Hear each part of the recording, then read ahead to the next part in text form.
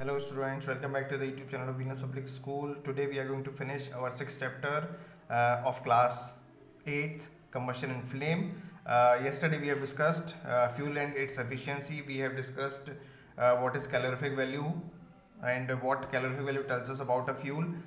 We have discussed calorific value, higher the calorific value, more efficient would be the fuel, and lower the calorific value, less efficient would be the fuel. We have also compared some different kind of fuels and their calorific values we have observed, and we found that hydrogen, which is fuel for sun, is having the highest calorific value.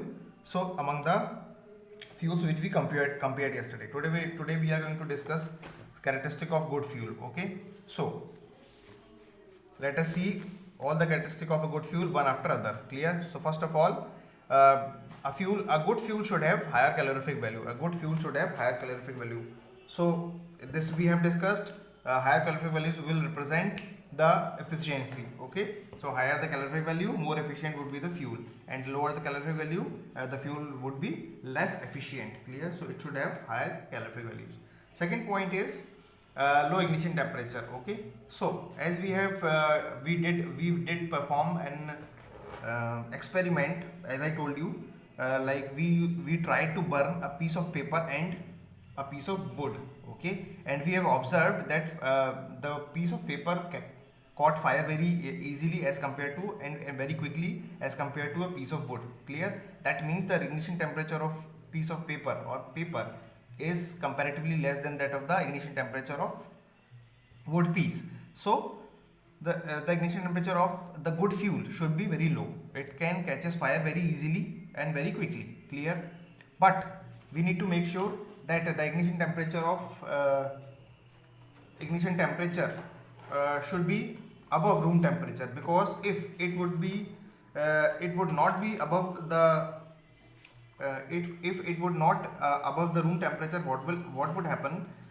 It catches fire automatically by its own, and which would be an example of a spontaneous reaction, spontaneous combustion, which would be an example of spontaneous combustion. You might have memorized or remembered that we have taken the example of sodium as the example of spontaneous combustion.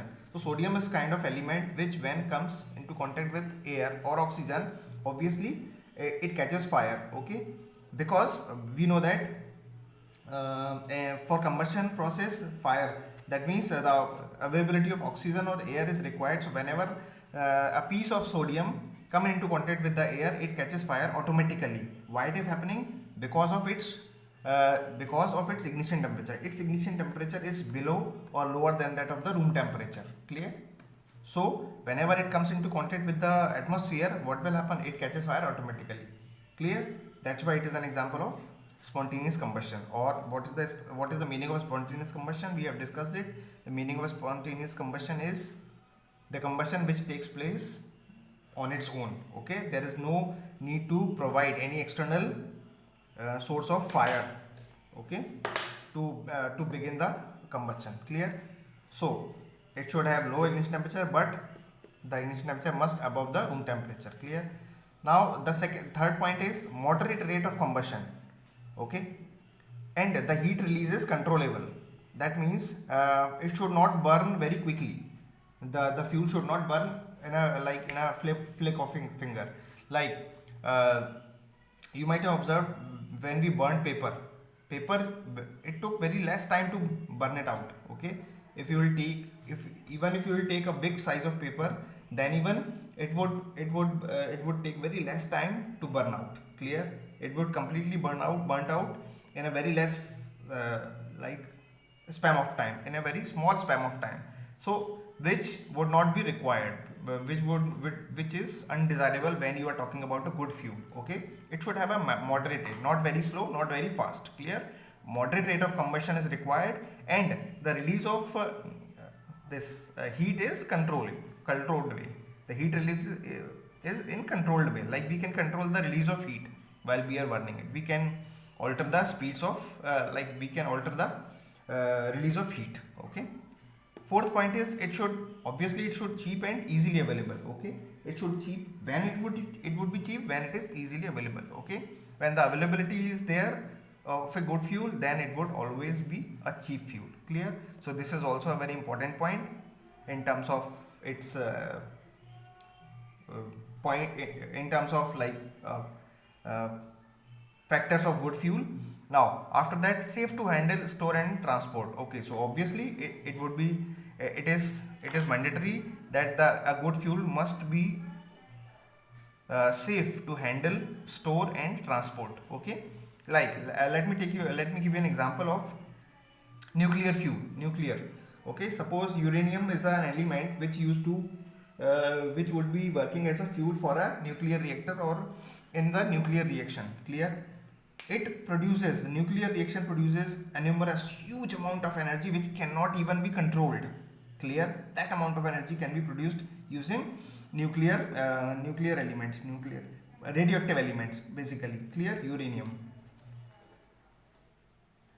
Uranium. Okay, but the problem is it is very difficult, because once it is a uranium is an radioactive element and causes nuclear reaction.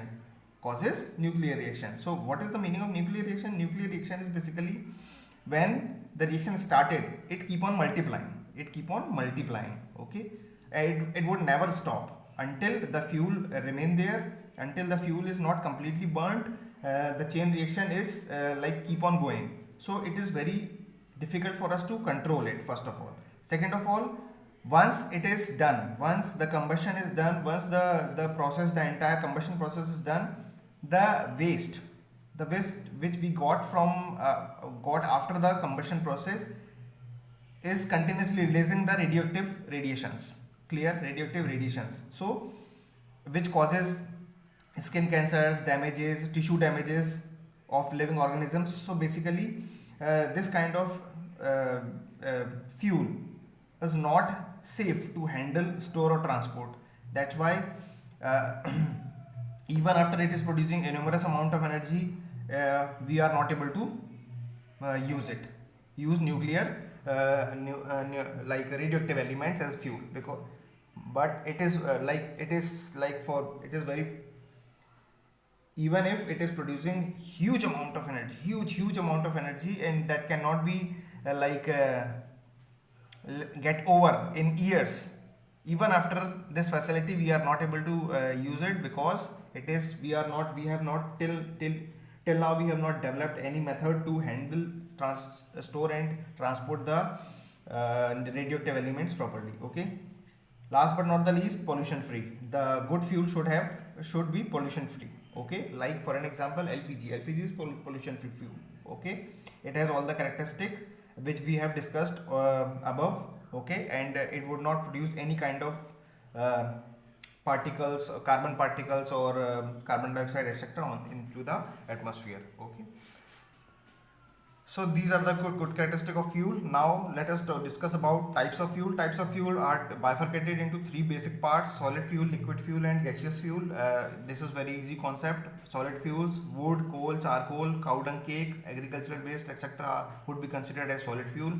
Liquid fuels, kerosene, petrol, diesel fuel oil, etc. would be considered as liquid fuels. And gaseous fuels, natural gas, coal gas, biogas, water gas, producer gas, etc. Okay, are considered as gaseous fuels. Okay, what is water gas? Water gas is basically when you pass a stream of water over red hot coal, pieces of coal which are red hot, and when you pass water stream over it, what will happen? A gas which is a combination of hydrogen and carbon monoxide produces, and it is called water gas. Okay, and water gas can be used as a fuel. Clear? So these are the bifurcations of fuels on the basis of their physical states. Now the last topic of the chapter, which is effects of burning of fuel on environment. Of course, when we burn fuel, they put on some effects on the environment. So let us discuss one after other. First is carbon fuels. Carbon fuels like petroleum products like petrol, diesel, charcoal, coal. Okay, these are the carbon fuels. Clear? So when we burn carbon fuels, what will happen? they releases unburnt carbon particles, okay, which we call SPM. SPM is suspended particulate matter. Suspended particulate matter. What is suspended particulate matter? Suspended means it got suspended into the air. Okay, suspended means it remains in the air for longer durations because they are very minute and very light in weight. That's why they got a push from the other gases or other gases present in the atmosphere, and they get suspended in the atmosphere. That's why we call them suspended particulate. Particulate means these are very minute particles, and matter. So matter which is all around us. Clear? So whenever we burn carbon fuel, suspended SPM would be released, and that would cause respiratory diseases, because whenever we inhale or exhale these suspended particles of carbon, we inhale them with the air, with the oxygen. What will happen? They got stuck into the this respiratory system and causes respiratory diseases like asthma. Okay, so carbon fuels causes asthma or respiratory diseases because of the release of suspended particulate matter. Okay. Second point is carbon monoxide, which is a poisonous gas, is released during the incomplete combustion of any kind of fuel. We have discussed it. What is incomplete combustion? A combustion which takes place when the supply of air is less, or where is a limited supply of oxygen is there. Incomplete combustion is happening, and as a result of incomplete combustion of any kind of fuel, what will happen? Carbon monoxide is released, and when carbon monoxide is a poisonous gas, so like when large amount of large amount of carbon monoxide is added into the atmosphere, it causes very harmful effects. Clear? Next is carbon dioxide. Okay, so as all we know, carbon dioxide causes global warming because carbon dioxide is a gas which is required for survival of living organisms on planet Earth or any planet, because carbon dioxide has the capability to trap heat in its particles, in its molecules. Clear? As a result, it maintains a warm temperature around the earth, which helps the microorganisms to survive. Clear?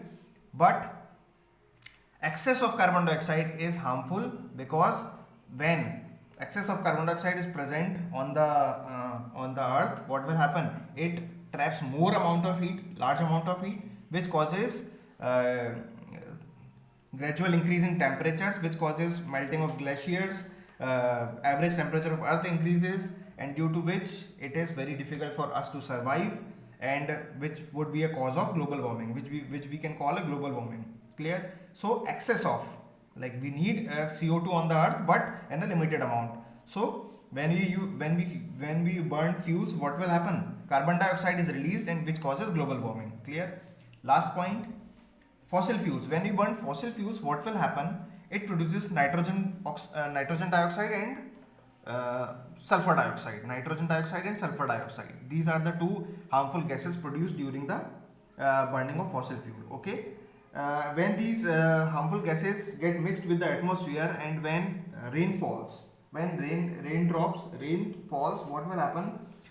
These nitrogen dioxide and sulfur dioxide react with water molecules and produce nitric and sulfuric acid. And these acids would later fall on the earth as acid rain. Clear? Are you getting it? So basically, what is happening when we burn fossil fuels? What is produced? Nitrogen dioxide and sulfur dioxide. These are the two gases. Okay, and when these two gases are released, they get mixed in the atmospheric gases. Okay, and whenever rainfall happens, what will happen with the raindrops? That means water droplets. These nitrogen dioxide and sulfur dioxide react and get mixed with it chemically, and produces sulfuric acid and nitric acid. And this sulfuric acid and nitric acid would later fall on the earth as acid rain. Clear? As acid rain, which damage the crops. First of all, most importantly, crops, which causes the damage to crops. Okay, and later on, these acids get mixed with the soil and decreases its fertility. Clear? First of all, they directly damages the crops. Second, it when these acid rains get mixed with the soil, it reduces the soil fertility. And last, when this acid rain get mixed with the water, it would kill the aquatic life. It would kill the aquatic life. Okay, and also the monuments like Taj Mahal or the metallic towers. Okay, so all these monuments get affected by the acid rain. So basically these are the harmful effects or effects of burning of fuels on the atmosphere. Okay, so we need to take care of the things, of all these things. While we are burning the fuels, we have to control, we have to use natural methods to cook food, to move, to travel from one place to another. We have to walk on our feet for smaller for small travels, for tiny travels. Okay, so these are the things we need to keep in mind, and that's it from this chapter.